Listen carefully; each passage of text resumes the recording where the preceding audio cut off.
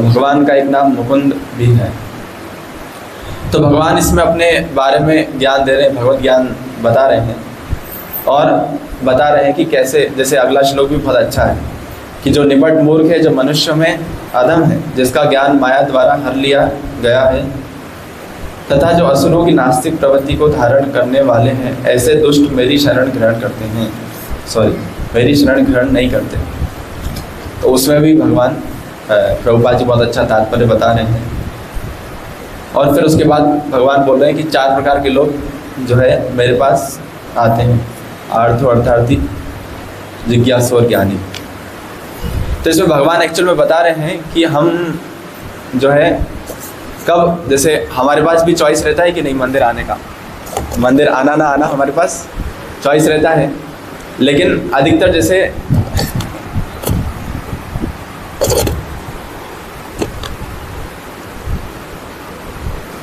तो अधिकतर होता क्या है कि जब हम किसी को बोलें कि प्रभु जी आप मंदिर नहीं आते, जैसे जो नॉर्मल व्यक्ति है, जो सब मान लीजिए इस्कॉन से नहीं जुड़े हुए हैं या ऐसे कोई हैं, तो उनको बोलो कि प्रभु जी आप मंदिर नहीं आते या माता जी आप मंदिर नहीं आते, तो वो क्या बोलते हैं कि हमारी भगवान जो है, भगवान कृपा नहीं कर रहे हैं हम पर। जब भगवान कृपा करेंगे तब क्या होगा, हम मंदिर आएंगे। तो कैसी कृपा चाहिए उनको, उनसे पूछा जाए तो कैसी कृपा चाहिए? हाँ, जैसे एक माता जी थे, उनसे हम मिले और बोला कि आप मंदिर क्यों नहीं आते, तो वो क्या बोले, देखिए अपना घर का रूम दिखाया उन्होंने, बोले देखो एक कमरा हमने भगवान के लिए छोड़ के रखा है और ऐसा ऐसा पूरा बताया, और बोले कि देखो हमारे लड्डू गोपाल हैं, शिव जी हैं, साईं बाबा हैं, गणेश जी है, और ऐसा पूरा जो है वर्णन किया उसका। तो हमने बोला ये सब तो ठीक है, आप अच्छा सब पूजा करते, बोले प्रभु जी 2 घंटे सुबह और 2 घंटे शाम को मैं पूजा के लिए देती हूँ। तो मैंने बोला बहुत अच्छा रूप से आप भक्ति कर रहे हैं, और एक आपका उपकार चाहिए था कि आप थोड़ा मंदिर भी आइए और वहाँ पे भक्तों का संग करिए। तो बोले रुचि तो मुझे बहुत है, बस जिस दिन से भगवान कृपा करेंगे उस दिन से हम मंदिर आना चालू कर देंगे। तो कृपा किस प्रकार की जो है भगवान करें, हाँ प्रश्न वो है। भगवान ने हमें मनुष्य जन्म दिया और इतना अच्छा शरीर दिया, वो भी बहुत बड़ी कृपा है। तो इसलिए यहाँ पे प्रभुपाद जी 3 गुणों के बारे में बता रहे हैं। कौन कौन से गुण हैं? सतोगुण, रजोगुण और तमोगुण। ये 3 प्रकार के गुण हैं जिसमें मनुष्य बंधा रहता है। और इसमें ऐसा बोल रहे, रज्जू, रस्सी जो रहती है वो, हाँ उसमें रहती है, रस्सी से बंधा होना। जैसे 3 प्रकार के जो गुण हैं उसमें जो मनुष्य रहता है अलग अलग बंधा हुआ रहता है, तो उसकी एक्टिविटीज़ भी अलग अलग रहती है। जैसे हमने पिछली बार बताया था कि सतोगुणी क्या है? सतोगुण का मतलब जो first class, A class jail है, सोने की जेल। रजोगुण का मतलब जो B क्लास जेल है, मतलब चांदी की जेल। और तमोगुणी जो जेल है वो C क्लास जेल है, लोहे की। तो आपको कौन सी जेल अच्छी लगती है, सोने की कि चांदी की कि लोहे की? हाँ,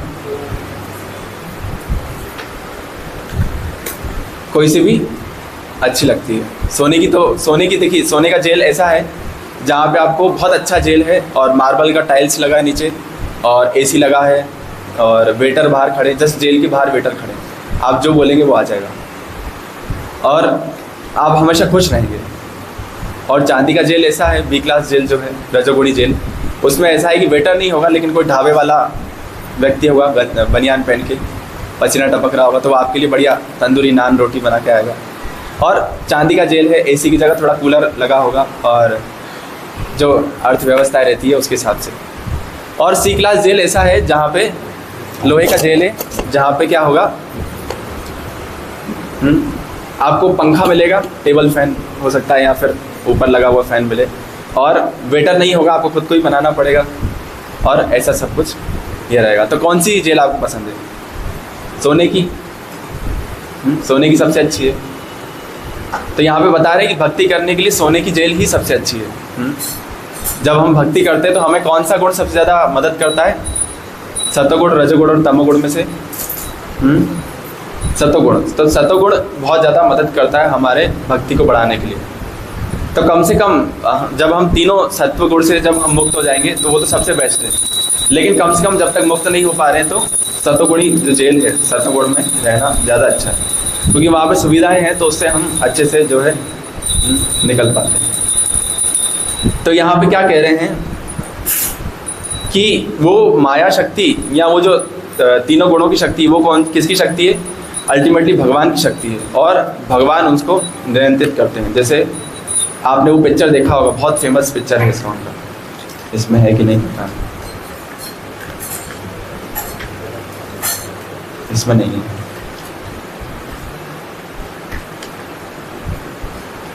देखा है वो पिक्चर जो एक सतोगुण, रजोगुण और तमोगुण, ये रहा, ये वाला, ये देखा होगा आपने। तो इसमें से क्या समझ में आता है आपको? ये एक व्यक्ति जो है मार रहा है एक को, और एक दूसरा व्यक्ति जो मार खा रहा है, और अगर आप ध्यान से देखेंगे तो तीनों किससे बंधे हुए हैं? रस्सी से बंधे हुए हैं। तो एक व्यक्ति मार खा रहा है और दूसरा व्यक्ति मार रहा है। तो इससे हमको क्या समझ में आ रहा है? जो मार रहा है उसके हाथ में भी कुछ नहीं है, और जो मार खा रहा है उसके हाथ में भी कुछ नहीं है।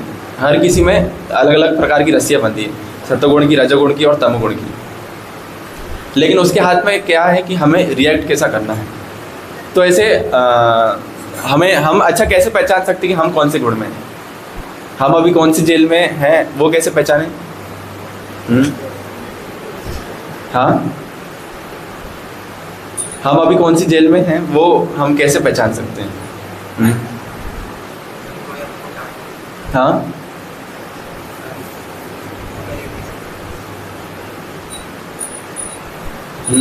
कैसे पहचान सकते हैं?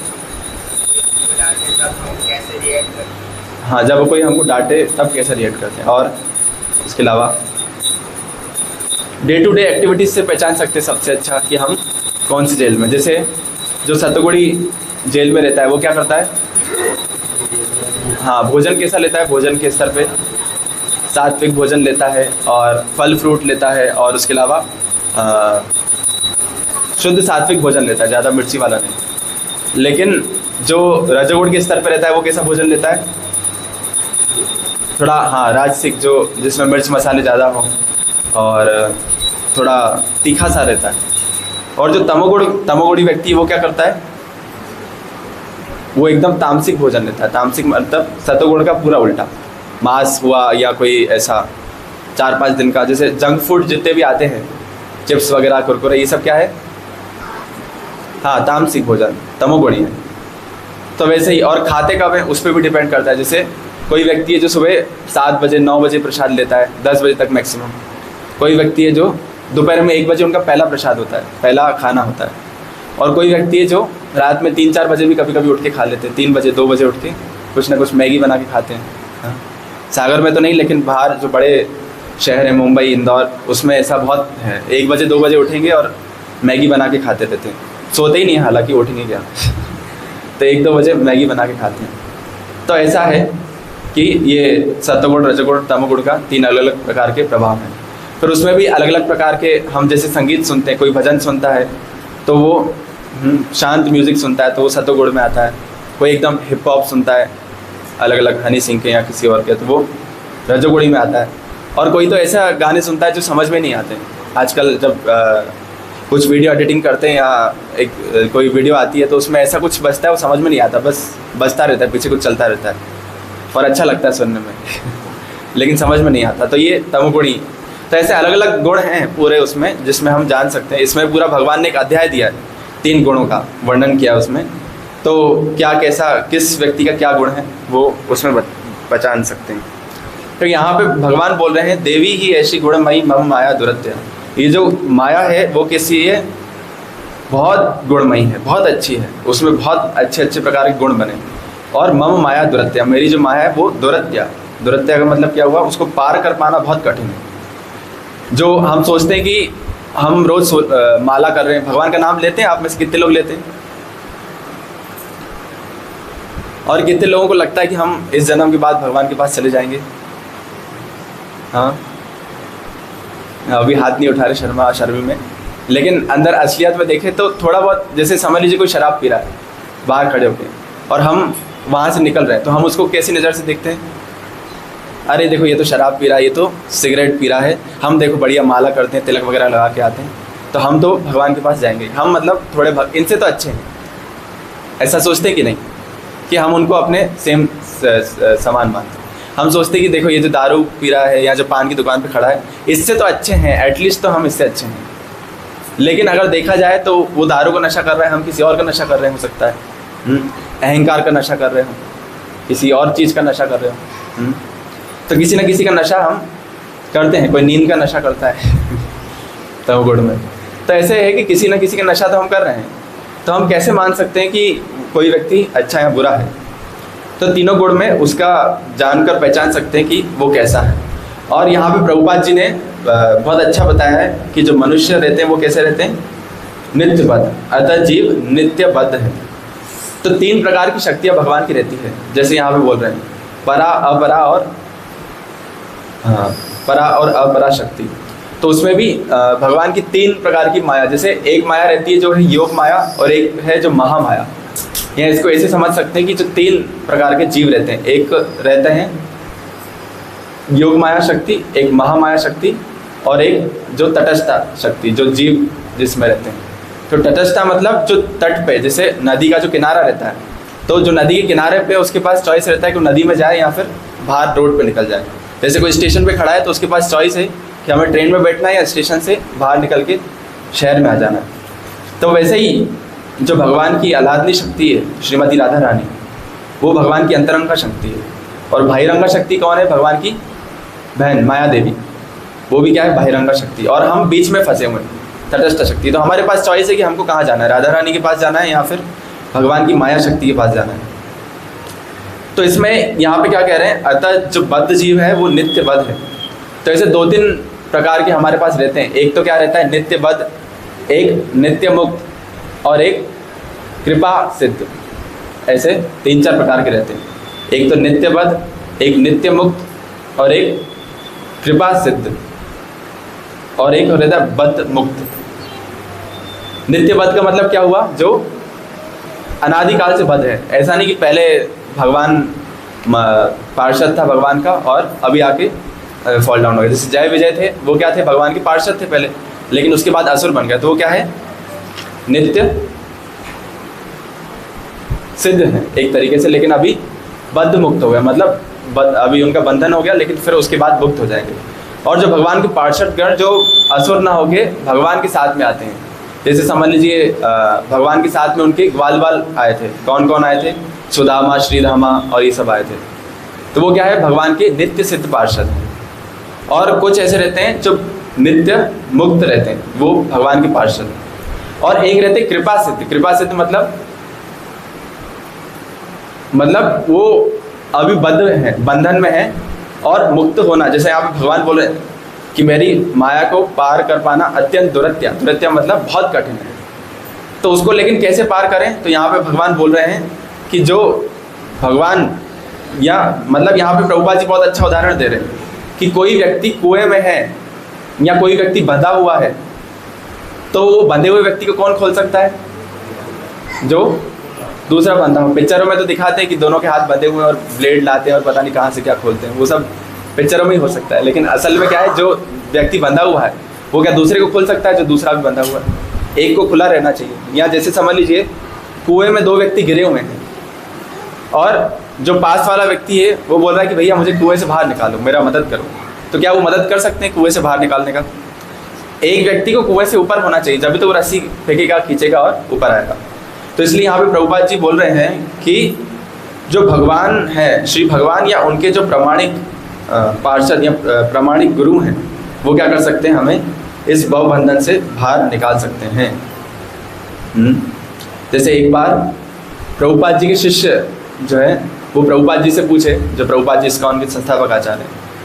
तो प्रभुपाद जी के शिष्य पूछे, बोले प्रभुपाद जी हम जो है हमने कुछ तो अच्छे कर्म किए होंगे कि हम जो है आपका शिष्य बने, भगवान का भक्ति करें और इतना सब कुछ सेवा कर पाए। सही है ना? ऐसा कहा जाता है कि हजारों पुण्य कर्मों के बाद हमें भगवान का भक्ति मिलता है। तो पूछे प्रभुपाद जी हमने कुछ तो अच्छा किया होगा, जब भी तो हमें आपका क्या मिला? आपका शिष्य बनने का मौका मिला, यहाँ इस्कॉन में आने का मौका मिला और भगवान का सेवा करने का मौका मिला। तो प्रभुपाद जी क्या बोले? बोले तुम्हारा कुछ भी अच्छा कर्म नहीं है, अच्छा तुम्हारा कुछ भी नहीं है वो तो मेरी कृपा है कि तुम इस लायक बन गए और सेवा कर पा रहे, वरना तुमने ऐसा कुछ भी नहीं किया कि तुम भगवान का भक्ति कर पाओ। तो ऐसा है, हम क्या है? नित्यबद्ध। यहाँ पे बोल रहे जीव कैसा है? नित्यबद्ध, मतलब पूरा रूप से वो बंध है, बंधा हुआ है इस माया के जकड़न में, और उससे छूट पाना बहुत मुश्किल है। और फिर यहाँ पे आगे क्या बोल रहे हैं, गुण का अर्थात रस्सी है, जो 3 गुण है ना, सत्वगुण, रजोगुण और तमोगुण, मतलब 3 प्रकार की रस्सियाँ हैं जिसमें जीव बंधा हुआ है। तो इससे हमें यह समझना चाहिए कि बद्ध जीव मोह रूपी रस्सी से झगड़ा हुआ है। जैसे कोई बोलता है कि हम जो है मंदिर नहीं आ पाते प्रभु जी, क्योंकि हमें रुचि तो है भगवान में, लेकिन भगवान जब कृपा करेंगे तब मंदिर आएंगे। तो फिर क्या बोले उनको, जैसे प्रभुपाद जी यहाँ पे बोल रहे हैं कि वो क्या है, मोह की रस्सी से जकड़े हुए हैं। जो लोग मंदिर आते हैं वो तो अच्छा है, लेकिन जिनको इनवाइट करते हैं हम पहली बार, तो वो क्या बोलते हैं कि हमारे घर में ही भगवान है, तो हमें मंदिर आने की क्या ज़रूरत है, ऐसा बोलते हैं। तो यदि मनुष्य को हाथ पैर बांध दिए जाए तो वह अपने आप इस रस्सी को नहीं छुड़ा सकता, जैसा हमने बताया। तो श्री कृष्ण की माया के अधीश्वर होने के नाते इस दुर्लभ शक्ति को आदेश दे सकते हैं कि बद्ध जीव को छोड़ दे। वे शरणागत जीव पर अहेतु की कृपा तथा वात्सल्यवश ही जीव को मुक्त किए जाने का आदेश देते हैं, क्योंकि जीव मूलतः श्री भगवान का प्रिय पुत्र है। अतः निष्ठुर माया के बंधन से मुक्त होने का एकमात्र साधन श्री भगवान के चरण कमलों की शरण ग्रहण करना। श्री श्री राधा गोविंद भगवान, श्री श्री गौर निताई की। तो वो माया से मुक्त होने का मतलब क्या है, जैसे समझ लीजिए डिवोटीज की लाइफ में भी माया होता है कि नहीं होता? होता है। कौन कौन आप में से सुबह जल्दी उठ जाता है, और जब पहला अलार्म बजता है तो मन में क्या आता है, थोड़ा और सो। तो ये क्या है, जैसे हम मंगला आरती के लिए उठते हैं तो सोचते हैं अरे बहुत सर दुख रहा है, आज नहीं उठेंगे तो क्या हो जाएगा, और टाइम भी बहुत हो गया, 4 बज गए, 4:15 बज गए, 15 मिनट में क्या नहाएंगे, इससे अच्छा छोड़ देते, थोड़ी देर बाद उठ जाएंगे, बाद में चैंटिंग कर लेंगे ना, तो क्या हुआ। सोचते कि नहीं, सुबह का अलार्म बजता है तो सोचते थोड़ा स्नूज कर लें, थोड़ा जो है इसको आगे बढ़ा दें। जैसे अमेरिका में अलग अलग अलार्म क्लॉक बनाई गई है। एक ऐसा अभी जो है बताया जाता है कि एक स्पेशल टाइप का बेड है, उस पर जैसे आपको सोना है और वो अलार्म क्लॉक में डिज़ाइन है, तो आप उस पर सोएंगे और अलार्म सेट कर लिया आपने कि सुबह आपको 4 बजे उठना है या 5 बजे उठना है। जैसे आप सुबह 4-5 बजे उठने जाते हैं तो वही इच्छा होती है थोड़ा और सो लें, तो फिर ऊपर से वो एक बल्ब प्रकार का लटक रहा रहता है, वो उसमें आपको टच करना रहता है, तो टच करेंगे तो वो जो है बेड उसमें वज़न नाप लेता है कि आप सोए हैं, तो वो वज़न से हल्का और भारी हो जाता है, तो पहचान लेता है आप बंद करके भी सोए हुए हैं कि नहीं। तो जैसे ही आपने उसको टच किया और वापस सो गए, तो फिर वो जो बल्ब है वो थोड़ा ऊपर उठ जाता है, जैसे झूमर है ना वैसा थोड़ा ऊपर उठ जाता है। और फिर आपको क्या करना है, उसको थोड़ा बैठ के पलंग पे बैठना है और फिर टच करना है। पहले तो सोते सोते आप टच कर लेते, बंद हो जाता है, फिर उसको बैठ के टच करेंगे तो वो अलार्म बंद होगा। फिर आप फिर भी लेटे हुए हैं तो वो थोड़ा और ऊपर हो जाएगा, फिर आपको खड़े होकर बेड पे टच करना पड़ेगा, और फिर भी बंद नहीं, आप उठे नहीं तो वो बेड वाइब्रेट होने लगता है, फिर आपको थोड़ा बहुत प्रयास करके उसको बंद करना रहता है, और फिर भी नहीं उठे तो बेड पलट जाता है फिर भी कुछ लोग नहीं उठेंगे तो क्या करेंगे। तो ये हमारे डिवोटीज के जीवन में भी माया शक्ति रहती है, ऐसा नहीं कि हम माला कर रहे हैं तो क्या है माया से मुक्त है। तो माया हर जगह है, सुबह उठना माया है, बाहर कहीं जाते हैं और हमारा मान लो पेट भरा हुआ है तो कोई समस्या नहीं, लेकिन भूख लगी है और प्रसाद का टाइम हो रहा है और हम बाहर से निकले, समझ लीजिए कोई ऐसा कहीं से निकल जाए जहाँ चाट का खुशबू आ रहा है, तो ऐसा इच्छा होता है कि भैया रुकें और खा लें बिना प्याज लहसुन वाला। हम माइंड में रीज़न भी आता है कि देखो ये तो खा ही सकते बिना प्याज लहसुन वाला कुछ लोगों को मैंने देखा है कंठी या फिर अपनी माला तुलसी की रहती है उससे टच कर लेते हैं, बोले ये भूख लग गया। एक व्यक्ति तो भोगमैन उसका नाम रख लिया था, हमारे फ्रेंड सर्कल में था, इंदौर में एक भक्त थे, भोगमैन उसका नाम रख लिया, जैसे स्पाइडरमैन सुपरमैन रहता है उसका नाम भोगमैन था। वो अपने साथ भगवान को अर्पण एक तुलसी पत्र बीड बैग में रख के चलता था, और कहीं भी कुछ भी दिख जाए तो टच करता था और वो भोग लग जाता था, जादू कोई भी वस्तु कोई भी कुछ उसने खरीदा, बस तुलसी पत्ता वो टच कर दिया और वापस बीड बैग में रख लिया, तो वो क्या हो गया, भोग लग गया और खा लो। तो ऐसा करके एक बार वो पानी बताशे खा रहा था और प्रभु जी की कार वहीं से जा रही थी, तो प्रभु जी ने देख लिया, कुछ बोले नहीं बस देख लिया, और उसने प्रभु जी को देख लिया, तो पताशा यूँ बस रख के ही बैठा था। अब सोच रहा था खाए कि नहीं खाए, तो प्रभु जी ने बोला आप बेस में मिलिए, अपन बात करनी है। तो वो पताशे में उसको फिर स्वाद नहीं आया। तो क्या है कि माया हमारे जो है जीवन में भी माया बहुत भयंकर से काम करती है। जैसे हम तो मंदिर में ही रहते हैं, लेकिन जैसे आप बाहर रहते हैं तो बारिश पड़ रही है तो क्या आता है मन में ख्याल कि ठीक है हर संडे को तो जाते रहते हैं, बहुत थक भी जा रहे हैं और सुबह भी प्रोग्राम हो गया है, तो एक काम करते हैं अगले संडे चले जाएंगे, इस संडे को ना जाते हैं। या कुछ ना कुछ ऐसा अलग अलग प्रकार का माया हमारे जीवन में आता है। माला करने बैठते हैं तो अगर मान लो सुबह माला हो गई तो तब तो ठीक है, लेकिन अगर वो माला शाम तक टली, कुर्सी लेकर आए, कुर्सी पड़ी है, चलो। तो अगर हम माला करने बैठते हैं तो क्या आता है हमारे मन में ख्याल कि अभी थोड़ा 2-4 माला कर ली, फिर पूरा दिन भर पड़ा है आराम से करते रहेंगे। आता है कि नहीं? पूरा दिन भर करना है, 12-24 घंटे में हमको भगवान का नाम लेना है। ऐसा थोड़ी ना अभी 16 माला करनी है, तो आराम आराम से क्या करेंगे, लेते रहेंगे। तो सुबह जैसे हमारी समझ लीजिए 10-11 माला हो गई, और जो 4 माला या 5 माला है वो हमने छोड़ दी, किसके लिए? बात के लिए कि 2-3 घंटे बाद प्रसाद पाके कर लेंगे। फिर 2-3 घंटे बाद कुछ और काम आ जाता है, तो फिर सोचते हैं कि दिन में थोड़ा सो के उठेंगे, फ्रेश माइंड से कर लेंगे। फिर दिन में सो के उठ गए तो कुछ और काम आ गया, ऐसा करके थोड़ा बहुत एंगेजमेंट आके फिर बोले कि रात को प्रसाद थोड़ा जल्दी खा लेना चाहिए, लेट खाएंगे तो दिक्कत होगी, तो थोड़ा जल्दी फिर प्रसाद खा लेते हैं। फिर उसके बाद बोले अब माला करते, तो वो माला कब करते हैं? फिर फाइनली रात को 9-10 बजे घसीट घसीट के। जो भगवान का नाम लेते हो समझ पा रहे होंगे। तो फिर अपन ऐसा घसीट घसीट के जो है माला करते हैं। तो कुल मिला के ये क्या है? ये माया है। आप देखेंगे सबसे बड़ा माया पता है हमारे पास क्या है? सबसे बड़ा माया जो हमें भ्रमित करता है, हाँ, मोबाइल नहीं, मोबाइल नहीं, सबसे बड़ी माया हमारे पास ही है। वो उसके कारण ही जो है, हाँ, भागवतम में आता है, उनका नाम क्या है मैं भूल गया। तो वो बोलते हैं कि मेरे सुख और दुख का कारण कोई और नहीं है। किसी ने मुझे बुरा बोला तो वो मेरे दुख का कारण नहीं है, किसी ने मैंने तारीफ़ किया तो वो मेरे सुख का कारण नहीं है, कहीं मुझे कुछ अच्छा मिला तो वो चीज़ मेरे सुख का कारण नहीं है, कोई मेरे से चला गया तो वो मेरे दुख का कारण नहीं है। मेरे दुख का कारण क्या है? मन, माइंड। सबसे बड़ा शत्रु जो है कलयुग में हमारा मन ही है।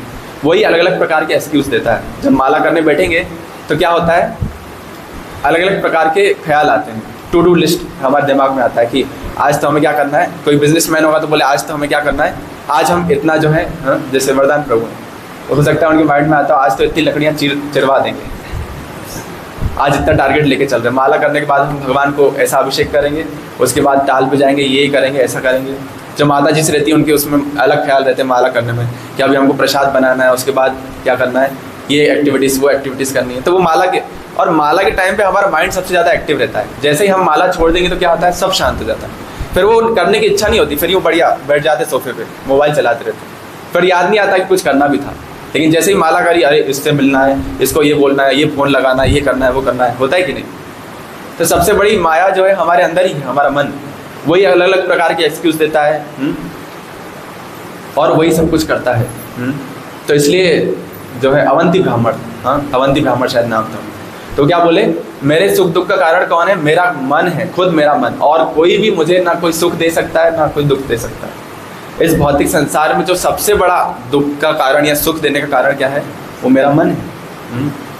मान लीजिए किसी ने अच्छा बोला आपको कि अरे प्रभु जी आप कितना अच्छा सेवा करते हैं, बहुत अच्छा सेवा करते हैं, और आपके जैसा सेवा कोई नहीं कर सकता, बहुत अच्छा, बहुत सारी सेवाएं आप संभालते हैं, बहुत अच्छा सब कुछ करते हैं। या कोई अच्छे से बात करे, हरे कृष्णा प्रभु जी, हरे कृष्णा माता जी आप कैसे हैं, बहुत अच्छे हैं, स्वास्थ्य कैसा है आपका, बहुत आप मंदिर आते टाइम पे आते हैं और बहुत अच्छे से सेवा करते हैं। अगर ऐसा कोई बोले तो हमें अच्छा लगता है। लेकिन अगर किसी ने बोल दिया अरे कैसा सेवा करते हो, आपकी सेवा एकदम रद्दी, कोई क्वालिटी नहीं, या किसी ने कुछ बुरा बोल दिया, अरे इसको उठाओ आलसी हो गए हो आजकल, या कुछ भी और बोल दिया, तो क्या होता है, बुरा लग जाता है। जैसे माता जी और बहुत सारे माता जी मिल के नगर संकीर्तन रोज़ निकाल रहे हैं, तो मान लो कोई बोल दे अरे आप नगर संकीर्तन में जाते, एक भक्त आज तक नहीं बन पाया, किस काम का आपका नगर संकीर्तन, बेकार है, डूब बनना चाहिए आपको। तो आप क्या बोलेंगे, अरे आज से कल से तो आप जाएंगे, वैल्यू नहीं है हमारा, कल से आप जाएंगे नहीं, देखो इससे अच्छा तो घर में ही पड़े। लेकिन अगर कोई बोले कि अरे वाह आप संकीर्तन करते हैं, पूरा गोपालगंज भक्त बनते हुए जाता है, आगे पीछे घूमते हुए जाता है, तो फिर क्या करेंगे और मोटिवेट होकर रोज़ निकालेंगे। लेकिन अगर हम देखें तो अच्छा बोलना या बुरा बोलना ये हमारा मन जो है स्वीकार कर रहा है। अच्छा बोलने पे भी हमारा कोई फ़ायदा नहीं, बुरा बोलने पे भी कोई फ़ायदा नहीं। जैसे भगवान क्या है, आत्मा राम है, हम उनका तारीफ़ करें, उनका गुणगान करें अलग अलग श्लोकों से तो भी उनको कोई फ़र्क नहीं पड़ता। और शिशुपाल उनको 100 गालियाँ देता था एक दिन में, तो भी उनको कोई फ़र्क नहीं पड़ता, मुस्कुराते रहते। हमको कोई बुरा बोलते तो हम मुस्कुराएंगे नहीं। भगवान को पूतना मारने आई तो उनको भी माँ का दर्जा प्रदान किया, और यशोदा मैया को भी वही समान दर्जा अपनी माँ का रूप में प्रदान किया। तो भगवान के लिए बोलते हैं ना, समोहम सर्वभूतेषु ना मैं द्वेषो अस्ति ना प्रिय। मेरे लिए तो सब समान है, ना मैं किसी से प्रेम करता हूँ ना ही मेरा कोई प्रिय है। लेकिन अगर हमारे कंडीशन में देखें, अगर कोई हमें मान लीजिए भगवान से हम ऐसा बोलते हैं जैसे इसमें बता रहे हैं कि हम आखिर इस माया के चंगुल में पड़े कैसे, तो हमको बहुत बार ये बताया जाता है कि हम भगवान से द्वेष कर बैठे कि आप क्यों गोलोक के मालिक बने, हम क्यों नहीं बने। ऐसा आता है हमें। आज भी कोई चीज़ देखते हैं, जैसे गर्मा गर्म कुछ चीज़ बनती है तो इच्छा होती है कि खा लें पहले, जैसे इडली वगैरह या कुछ ऐसा डोसा बनाएंगे या कुछ ऐसा बनाया तो क्या होता है उतनी देर में तो ठंडा हो जाता है। जैसे सेव टमाटर की सब्ज़ी खाई किसी ने, सेव टमाटर की कोई खाता है? इंदौर में तो बहुत चलती है ढाबों में। हाँ, तो सेव टमाटर की सब्ज़ी में क्या होता है कि सेव आपने डाला सब्ज़ी में और जितनी देर में भगवान को भोग लगाएंगे तो वो सब्ज़ी में भोग वापस जब तक आप मिलाएंगे तो वो सेव फूल जाता है, फिर वो एकदम अच्छा नहीं लगता। ऐसा लगता है तुरंत आए और हमारी प्लेट में है गरम गरम रोटियाँ। तो क्या है कि हमें अभी भी भोग करने की इच्छा, सूक्ष्म इच्छा सटल रूप से बनी हुई है, लेकिन हम मानते हैं कि हम जो है अच्छे भक्त हैं। और इसको में आके बहुत अच्छा डायलॉग मारना भी सीख जाते हैं, प्रभु जी हम तो वैष्णव ही नहीं। एक बार प्रभु जी से कोई बात कर रहा था, कृष्णाचरण प्रभु से, तो उन्होंने बोला कि आपको क्या है ये चीज़ का ध्यान रखना चाहिए, हाँ ये वैष्णव अपराध है, ये वैष्णव एटिकेट्स हैं, इनका आपको ध्यान रखना चाहिए। तो बोले प्रभु जी मैं तो वैष्णव ही नहीं हूँ। तो प्रभु जी बोले ये तो टप्पा मार दिया आपने ये बोल के कि मैं वैष्णव ही नहीं हूँ। तो फिर बात ही खत्म हो गई। फिर अब आपको क्या बोले कि आपको ये वैष्णव एटिकेट जो है वैष्णव सदाचार का पालन करना चाहिए, बात ही खत्म हो गई। आपने बोल दिया कि वैष्णव ही नहीं हूँ, तब क्या हो गया, ये तो टप्पा मार दिया। तो प्रभु जी बोले कि असली विनम्रता ये नहीं है कि ये बोलना कि मैं वैष्णव नहीं हूँ। असली विनम्रता क्या है, ये बोलना कि मैं वैष्णव नहीं हूँ लेकिन फिर भी अंदर से अपने आप को वैष्णव मानता हूँ। अंदर से तो मानते हैं हम अपने आप को भक्त, जब भी तो हम कोई बेवड़े को देखते हैं या कोई सिगरेट पीता है उसको देखते हैं तो ऐसा लगता है कि अरे ये देखो क्या है और हम देखो क्या है, कितना अच्छा हम प्याज लहसुन तक हमने छोड़ दिया और ये देखो मांस नहीं। किसी के उससे सुनो कि भैया आपके जो है आप प्याज लहसुन खाते हैं तो कैसा लगता है, अरे प्याज लहसुन खाते हैं, हम जो है घृणा करने लग जाते हैं उनसे कि क्यों ऐसा करते हैं। या जैसे समझ लीजिए हमको अब फिलॉसफी क्लियर है कि हम भगवान कृष्ण का पूजा करते हैं, लेकिन हम किसी के मंदिर में गए और वहाँ पे हमको शिव जी साईं बाबा सब कुछ दिख गए तो हम क्या करने लग जाते हैं, अरे प्रभु जी ये हटा दो, सिर्फ एक रखो कृष्ण, ये क्या कर रहे हैं आप, अभी आप इस्कॉन से जुड़ गए, ये सब नहीं अलाउड है। तो उनको डांटने लग जाते हैं। लेकिन कुल मिला के देखें तो हर किसी का स्थिति अलग अलग है। हम जो कर सकते हैं, हो सकता है हमारा स्थिति अलग हो, जो दूसरा कर रहा है उसका स्थिति अलग हो। तो हम किसी से एक्सपेक्ट नहीं कर सकते कि आपको भी इतना भक्ति करना है। मैं सुबह मंगला आरती में उठ रहा हूँ तो आपको भी उठना ही है, रोज उठना है और रोज जाग के माला करना है, ऐसा नहीं कि फिर बाद में सोता। तो ऐसा रहता है। तो इसलिए यहाँ पे क्या बोल रहे हैं कि मन जो है हमारा सबसे बड़ा मित्र भी है और सबसे बड़ा शत्रु भी है। एक राजा थे, उनका नाम था, क्या नाम था, जिनका एक बच्चा था हर्षशोक, याद है किसी को, भागवतम, हाँ चित्रकेतु महाराज। तो उन्होंने कितना शादियाँ की, 100 की थी, 1000, 100 करी थी। तो 100 शादियाँ करी उन्होंने, कितनी, पुत्र की प्राप्ति के लिए। लेकिन फिर भी उनको संतान का प्राप्ति नहीं हो रहा था। लेकिन अल्टीमेटली उन्होंने यज्ञ करके और थोड़ा बहुत पूजा करके क्या किया, एक रानी को गर्भवती कर लिया और वो रानी जो है गर्भवती हो गई और उनसे एक पुत्र प्रकट हुआ। और जब वो पुत्र दे रहे थे तो उन्होंने उनको वार्निंग दी थी कि ये जो पुत्र है ये आपका सबसे बड़ा दुख का कारण भी बनेगा और सबसे बड़ा सुख का कारण भी बनेगा। तो सोचिए वो जब पुत्र पैदा हुआ और बहुत अच्छे से वो उनके साथ खेलने लग गए, महाराज चित्रकेतु महाराज बहुत अच्छे से क्या करें, उनके साथ खेलने लग गए, उनको बुलाने लग गए। और स्पेशली जिस रानी से वो पुत्र की प्राप्ति हुई थी तो उस रानी को स्पेशली वो प्रेम करने लग गए। तो बाकी सारी रानियाँ ये देखी, बोले ये तो अच्छा नहीं हो रहा है, तो हमको क्या करना चाहिए, हाँ इस बच्चे को, हाँ इस बच्चे को हटा दो रास्ते से, तो क्या है कि हमारा लाइन क्लियर हो जाए, तो फिर राजा हमसे प्रेम करेंगे। तो उन्होंने क्या किया, उनको हाँ हटाने का पूरा षड्यंत्र रचा और धीरे धीरे करके हटा दिया। तो जैसे ही वो ख़त्म हो गए तो राजा रोने लग गए, पागलों की तरह रोने लग गए और बोले कि ये क्या हो गया मेरे साथ, उठो उठो बच्चे, उठो बेटा उठो। और फिर जो है नारद मुनि आते हैं, है ना। तो नारद मुनि उनके पास आके बोलते हैं, बोले ये हर्ष शोक, मैंने कहा था तुमसे कि ये सबसे बड़ा हर्ष और सबसे बड़ा शोक, सबसे बड़ा खुश का और दुख का कारण बनेगा। तो बोले कि नहीं फिर भी आप कुछ तो करो, मेरा बच्चा मुझे चाहिए, ऐसा कैसे हो सकता है। तो बोले ठीक है, मैं 10 रुपये का टॉक टाइम डाल देता हूँ, थोड़ा रिचार्ज कर देता हूँ, थोड़ा बहुत चलेगा, फिर वापस चला जाए।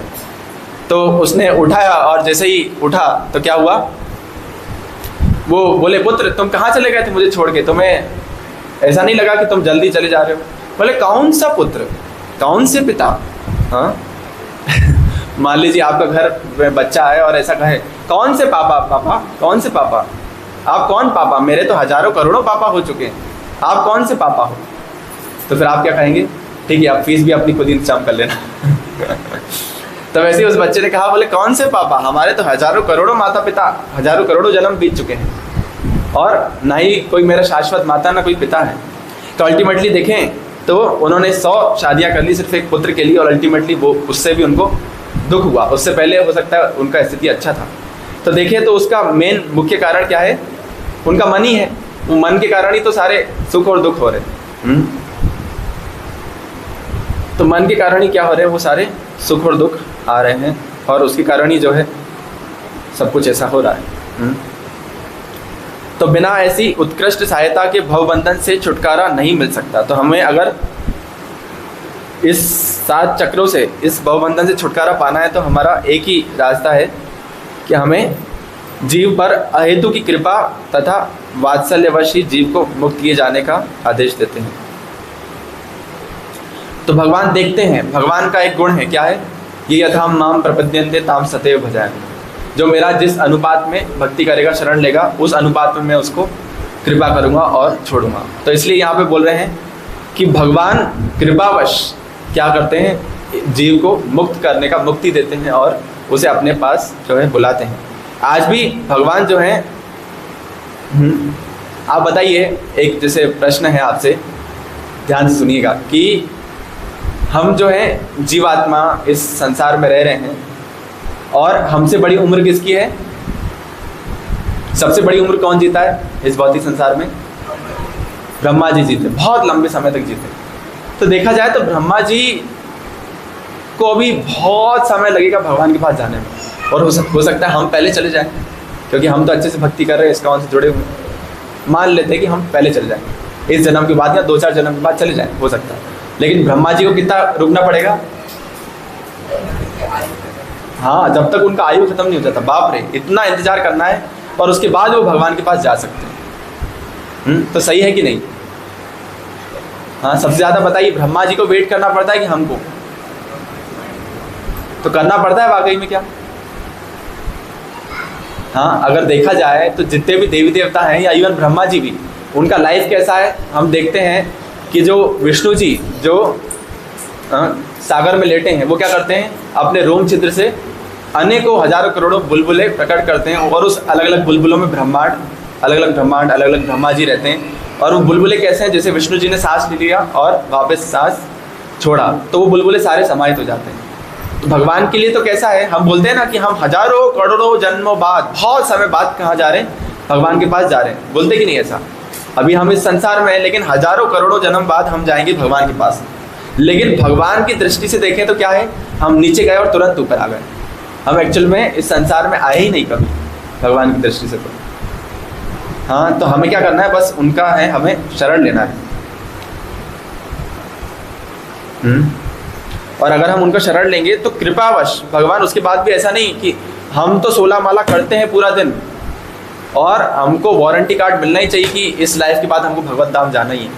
ऐसा हो ही नहीं सकता। हम भगवत धाम नहीं जाएंगे तो कौन जाएगा। हम इस्कॉन से जुड़े भैया, हर संडे को आते हैं, इतना सेवा करते हैं, हम भगवत धाम नहीं जाएंगे तो कौन जाएगा। तो ऐसा हम भगवान से नहीं बोल सकते कि हमको अब भगवत धाम ले जाना ही पड़ेगा। अब आपको और कोई चॉइस ही नहीं।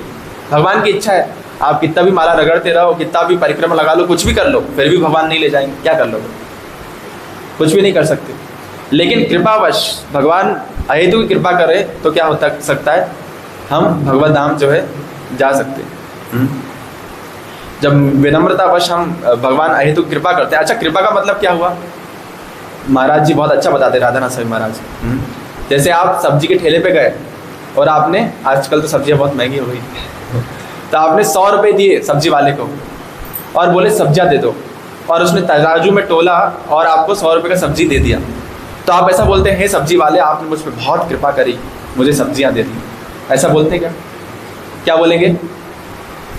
ठीक है भैया, हमने पैसे दिए और चलते बनते हैं। लेकिन अगर आपने 100 रुपये दिए और सब्जी वाले ने 10,000 का सब्जी दे दिया, बोले पूरा ठेला ही ले जाओ, ऐश कर तो क्या होगा? वो कृपा होगा कि नहीं? उसको क्या बोलते हैं? कृपा। मतलब वो चीज़ जिसके हम लायक नहीं थे, लेकिन फिर भी उन्होंने अपना दया खा के हमको वो चीज़ दे दी। तो वैसे ही हम भगवान के धाम जाने के एक तरीके से लायक नहीं हैं, हम भगवान का नाम लेने के लायक भी नहीं है, लेकिन भगवान कृपा करें कि हमसे इतना सेवा करा रहे हैं, इतना नाम जप करवा रहे हैं और इतना सब कुछ करवा रहे हैं।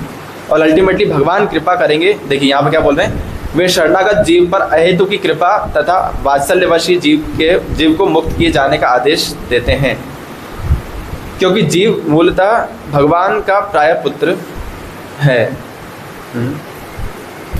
तो माया से छूट पाना इसलिए बहुत मुश्किल है। और फिर आगे क्या बोल रहे हैं,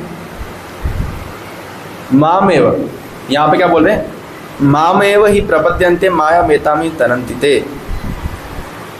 तो माया, माम मतलब मुझे, और एव मतलब निश्चय ही, मतलब माम एकम, जैसे बोलते हैं माम एकम शरणम व्रज, मतलब मेरी एक की शरण में आओ। वैसे ही मामेव मतलब निश्चय ही तुम मेरी शरण ग्रहण करते हैं।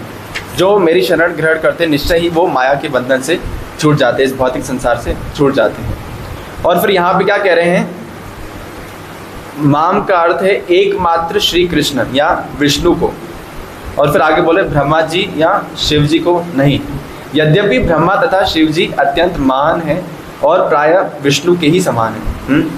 वो किसके, ये तीनों त्रिगुण अवतार जो हम पढ़ते हैं, सतगुण रजगुण और तमोगुण से जो है अलग अलग गुणा अवतार हैं भगवान के, ब्रह्मा जी, शिव जी और विष्णु जी। तो ये तीनों अलग अलग गुणा अवतार हैं, किंतु ऐसे रजगुण तथा तमोगुण के अवतारों के लिए भी संभव नहीं कि वे बद्ध जीव को माया के चंगुल से छुड़ा सकें। तो यहाँ पे क्या बोले, जैसे हिरण्यकश्यपु ने बहुत घनघोर तपस्या करी ब्रह्मा जी का, और फिर उनसे बोला कि हे ब्रह्मा जी, आप मुझे क्या करिए, अमर बना दीजिए। तो ब्रह्मा जी क्या बोले, भैया अमर तो मैं भी नहीं हूँ, तो मैं क्या बनाऊँगा। तो फिर वो तिगड़म लगाए, बोले कि ये वारंटी कार्ड, वो वारंटी कार्ड, ऐसा वारंटी कार्ड जिसमें पूरा जीवन का वारंटी दीजिए, न दिन में मरूँ न रात में मरूँ। ब्रह्मा जी साइन कर दिए, बोले ठीक है। और वारंटी कौन सा चाहिए, बोले न घर के बाहर न घर के अंदर, ठीक है। ब्रह्मा जी साइन कर करके ऐसे कई वारंटी और गारंटी कार्ड देते गए, लेकिन भगवान ने सबको एक्सपायर कर दिया बोले आपका बैटरी ख़राब हो गया, आप कुछ नहीं हो सकता, सारा वारंटी ख़त्म हो गया आपका। लेकिन भगवान की कृपा से हम क्या है, इस भौतिक संसार से छूट सकते हैं। जैसे केवल विष्णु माया के स्वामी हैं। इसके लिए मैं एक छोटी छोटी 2 स्टोरी बताना चाहूँगा, 2-3 स्टोरियाँ। जैसे एक बार क्या होता है कि एक ऋषि होते हैं, क्या नाम रहता है उनका, हाँ, रघु ऋषि, जो जाते हैं, तो वो क्या करते हैं, वो टेस्ट लेना शुरू करते हैं कि भैया मैं देखना चाहता हूँ कि कौन सबसे पावरफुल या शक्तिशाली है, हाँ, जिससे मैं जो है किसी को एकदम जो है गुस्सा नहीं आता या किसका शरण में ले सकता, कौन सबसे टॉप मोस्ट है। तो ये जानने के लिए उन्होंने 3 लेवल डिसाइड किए। एक तो सिर्फ नज़रों से कुछ बोल के नहीं, सिर्फ अपना एटीट्यूड से, दूसरा बातों से, और तीसरा हाथ पाँव से। पहले हम क्या करते हैं, किसी से बात नहीं करना हो तो इग्नोर करते हैं, उसको इग्नोर मारते हैं। फिर दूसरा, ज़्यादा अगर खुन्नस हो तो उस पर थोड़ा कुछ बोल देते हैं, और ज़्यादा उनसे परेशानी हो रही है तो हाथापाई भी होते रहते हैं। तो वैसे ही उन्होंने डिसाइड किया कि हम तीनों का अलग अलग टाइप से परीक्षा लेंगे। सबसे पहले ब्रह्मा जी के पास गए, तो ब्रह्मा जी उनको प्रणाम किए, लेकिन वो क्या करे, बदले में उनको यूँ बस खड़े रहे, कुछ भी नहीं प्रणाम किया। तो ब्रह्मा जी को गुस्सा आ गया बहुत ज़्यादा, बोले प्रणाम नहीं कर रहे आप मुझे, क्या समस्या आपकी, क्या रोग हुए आपको। तो वो क्या किए, तुरंत वहाँ पे समझ गए और भाग गए। फिर शिव जी के पास गए और क्या बोले, क्या शिव जी आप ऐसा बबूती लगा के घूमते रहते, लग चाल एकदम अजीब सा होलिया है आपका, थोड़ा अच्छे से स्टैंडर्ड रहना चाहिए, कोट सूट बूट पहन के, ये क्या ऐसा घूमते रहते हैं। तो शिव जी बोले भैया तुमको नहीं अच्छा लगता तो चले जाओ यहाँ से, ज़्यादा बोलोगे तो हमारा तीसरा आँख खुल जाएगा। तो शिव जी को बोल के क्या किया, उन्होंने गुस्सा दिला दिया। फिर विष्णु जी के पास गए, बोले विष्णु जी थोड़ा मैंने सुना है इनका नाम बहुत ज़्यादा है, तो इनको हम अगर ऐसे इग्नोर मारेंगे तो सुनेंगे नहीं, क्योंकि लक्ष्मी जी में बिजी हैं वो, तो बढ़िया अपना योग निद्रा में बिजी हैं, और कुछ बोलेंगे तो भी इनको असर नहीं पड़ता। शिशुपाल ने इतना कुछ बोला, वो तो बढ़िया मुस्कुराते हुए चल पड़े थे। तो इनको क्या करना चाहिए, एक जोड़ के खींच के मारना चाहिए, और वैसा ही इन्होंने किया, अपना चरण एकदम विष्णु जी की छाती पे दे मारा।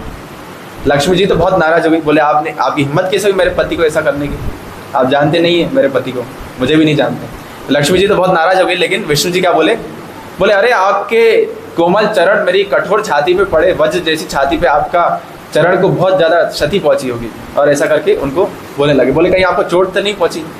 तो हाँ वो समझ गए। तो ऐसा क्या है कि भगवान जो है कृष्ण वो इस ब्रह्मांड के नायक हैं, लेकिन ऐसा नहीं कि शिव जी ने जान करके गुस्सा किया, शिव जी ने जो है उनको गुस्सा आया या वो माया के प्रभाव में आ गए। अल्टीमेटली वो भी अपने आराध्य जो विष्णु जी हैं उनका ऐसा बोलते छवि अच्छा बनाने के लिए क्या किए, ऐसा लीला किए कि गुस्सा उनको आया या बुरा मान गए। क्योंकि यहाँ पे बोल रहे हैं कि वो भी महान व्यक्ति है, शिव जी भी महान है, और शिव जी की कृपा से ही जैसा हम जानते हैं कि हमें भक्ति मिलती है, वैष्णव नाम यथाम शंभु। लेकिन अल्टीमेटली जो है माया के चंगुल से वो भी नहीं छूट पाते। जैसे ब्रह्मा जी का हम स्टोरी जानते हैं कि एक बार क्या हुआ, ब्रह्मा जी अपनी ही बेटी से मोहित हो गए, स्टोरी सुना है ना वो। ब्रह्मा जी एक बार अपनी ही बेटी से मोहित हो गए, बहुत सुंदर उनको लग रही थी, और वो उनके पीछे पीछे भागने लगे। तो फिर क्या हुआ, किसने उनको मारने का प्रयास किया फिर, हाँ किसने, हाँ शिव जी ने, शिव जी ने उनको हाँ मारने का प्रयास किया। बोले आप क्या कर रहे हैं, अपनी बेटी के पीछे भाग रहे, ब्रह्मा होके। ऐसा स्टोरी आता है भागवतम में। और शिव जी का भी फिर वैसा स्टोरी आता है कि जब भगवान की जो मोहिनी मूर्ति का रूप है, तो उन्होंने क्या किया, शिव जी ने उनको चैलेंज किया कि आपका मोहिनी मूर्ति ठीक है, असुरों को मोहित कर लिया, लेकिन मुझे मोहित नहीं कर पाएगा। मैं जो है, मैंने कामदेव भी जब मेरे पास आए थे तो मैंने उनको जला दिया था, तो मुझे मोहित नहीं कर पाएगा। लेकिन भगवान ने स्पेशली ऐसा, मतलब ऐसा कहते हैं भागवतम में वर्णन है कि जैसा मोहिनी मूर्ति का विस्तार अवतार हुआ था उस समुद्र मंथन लीला के समय, उससे कई हजार गुना ज़्यादा विस्तार, अच्छा विस्तार किया भगवान ने। कई अधिक सुंदरता के उस पर कई अधिक जो है विस्तार किया जिन्होंने उस मोहिनी मूर्ति ने शिव जी के सामने। और शिव जी उनको बढ़िया देख के उनके पीछे पीछे जो है भागने लगे। और फिर ऐसा स्टोरी आता है कि कुछ देर बाद उनका वीर्यपात हो गया, और फिर उसके बाद वो दुखी नहीं थे। हाँ, ऐसा नहीं कि वो एकदम उदास होकर बैठे कि आशा छोड़ दिया, अब ये क्या हो गया। वो खुश हुए, बोले हमें गर्व है मेरे आराध्य मेरे मालिक पे कि वो इतने सुंदर है कि मुझे किसी को भी उनकी माया से कोई नहीं बच सकता। तो अल्टीमेटली उनकी माया से जो है कोई भी जो है बच नहीं सकता, ऐसा जो है भगवान यहाँ पे बताना चाह रहे हैं।